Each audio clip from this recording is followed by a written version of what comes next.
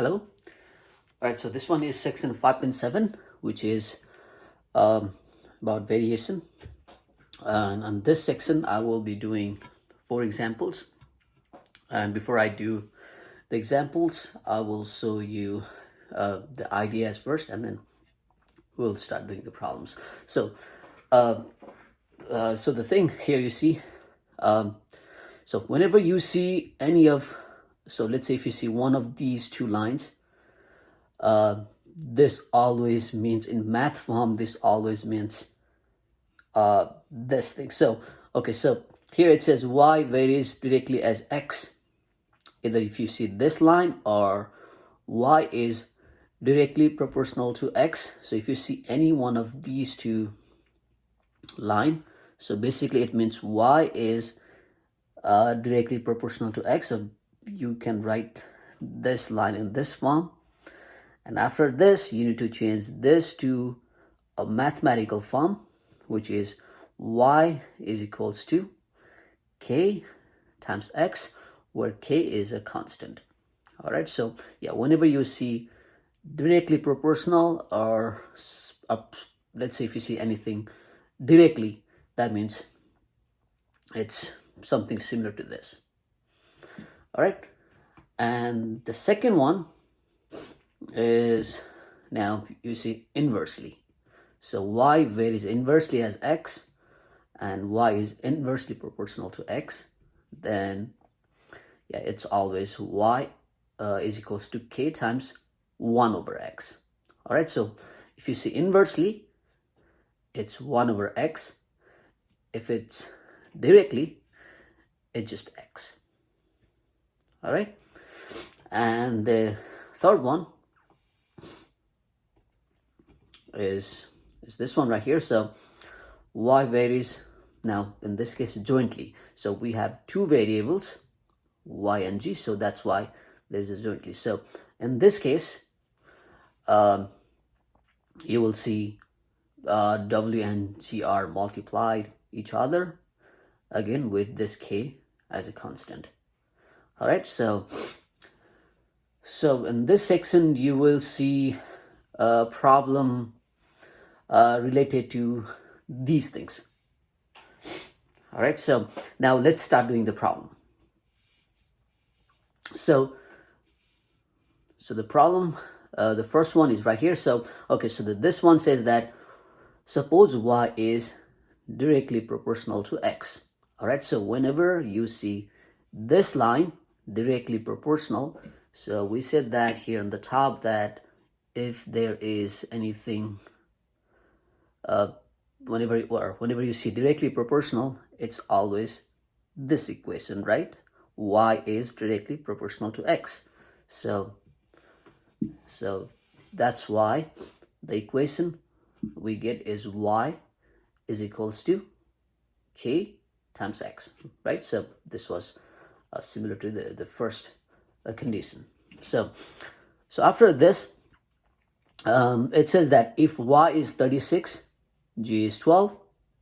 Now we need to find what is y when x is, sorry, here it's not g, it should be this one is, sorry, it's x, not g, because we are talking about y and x, so it should be x. All right, so all right, so from here now we can say, okay, so we know the value of y, which is 36. All right, so y is 36 is equals to k. Well, we don't know the value of k, right? So we just say k. X is 12, right? So after this, now we can find the value of k. If we divide both sides by 12,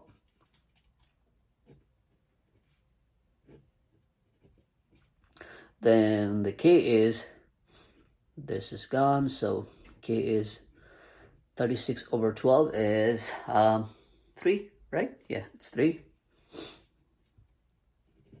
All right, so we got the value of k. All right, so now after we get the value of k, we can again go back to this equation, and since we know the value of k, so we can say y is equals to, now we can plug in the value of k. So the k, we got 3, so 3 times x. So now this equation is also called variation equation. So if you see a problem asking to find the variation equation, then that's what it is, right? Now, in this problem, we were trying to find the value of y if x is 4, all right? So the value of now 4, x is given, and we need to find the value of y. So using this variation equation, y is equals to 3 times x. So now we can find the value of y if we know the value of x. So in this case, the value of x is 4. So y is equals to 3 times 4, which is 12. So that's the answer. All right. So the next one is this one right here. All right, so okay, now this one, it says y varies again directly with, now okay, so in this case we have square of x. All right, so this one's saying y varies directly, so y varies directly or directly proportional to square of x, so x squared, right? So again, when you change this to a mathematical form, we can say y is equals, now whenever you change this to an equal sign, we need to have a constant, any variable. So I'm just saying k. You can also say m, n, doesn't matter, any other variable. All right, so k x squared. All right, now after this we have another line. Now y is 16, so y is 16 is equals to k. We don't know the value of k. X is 2, just x value is 2. So 2 times square, which is also 4. So 6 is equals to 4k. So k is equals to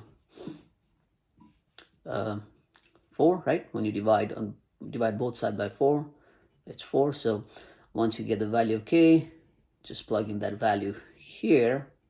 So that way, in this problem, it is also asking to find the variation equation. So yeah, so from this equation right here, plug in the value of k. So y is equals to 4x squared. So this is called variation equation. All right, so, and after that, again, it is asking to find the value of y if x is given. So again, from this equation, y is equals to 4 times 3 square, right? Because x is 3. So that's why y is equals to 4 times 3 squared is 9, or y is equals to 4 times 9 is 36. Right?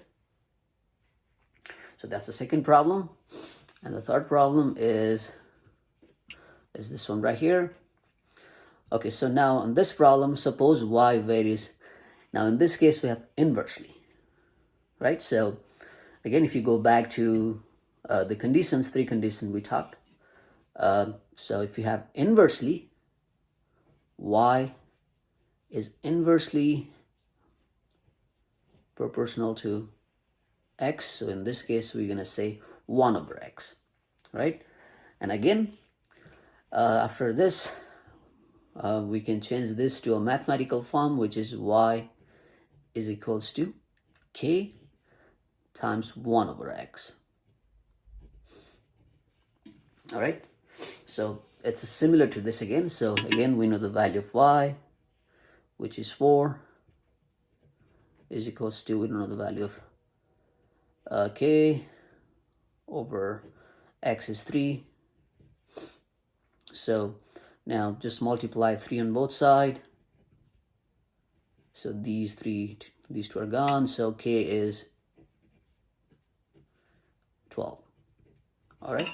And also the problem is asking to find the variance in equation. So the variance in equation is, again, using this equation right here, we can say y is equals to k is 12. So 12 over x. So this is a variance in equation. Now I need to find the value of y again when x is 2. So again, using this equation, y is equals to 12 over x is 2, so y is 6. All right. Now let's do the last problem. So the last problem is this one right here. So this one says now L varies, now in this case, jointly. All right, so y varies jointly as a. All right, so that's one variable, and another one is the square root of b. Yeah, this is not square, this is square root. All right, so square root of b. So again, L is equals to k. All right, so this is a constant and this is jointly, right? So first one is a and the second one is the square root of b. So square root of b. All right, so that's what the first line is saying. And the second one, now the value of L is given, the value of A is given, the value of B is given.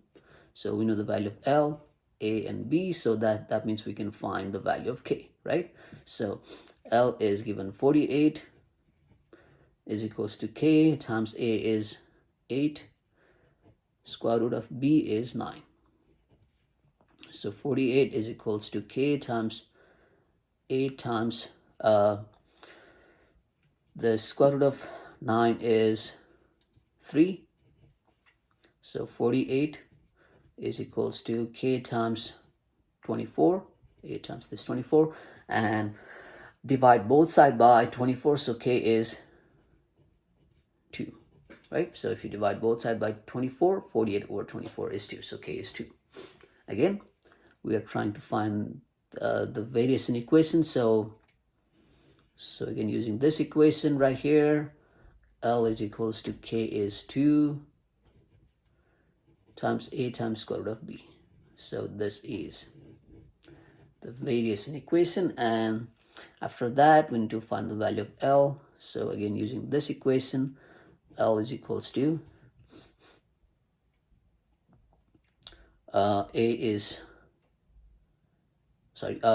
we have 2 times A is 1 over 2 and B is square root of 12. Well, let's do this instead of saying square root of 12, because let's say 16. So that way we can get the exact value, or we won't get any decimal number. So let's say this is square root of 16, right? So here we will get a number. So this 2 and these 2 are gone, so square root of 16 is 4, so L is 4. All right, so again, this thing you will see in the exam for sure, so you definitely want to review this thing for the exam, which is going to be this Friday and Saturday. All right, so all right, see you next time. Thank you.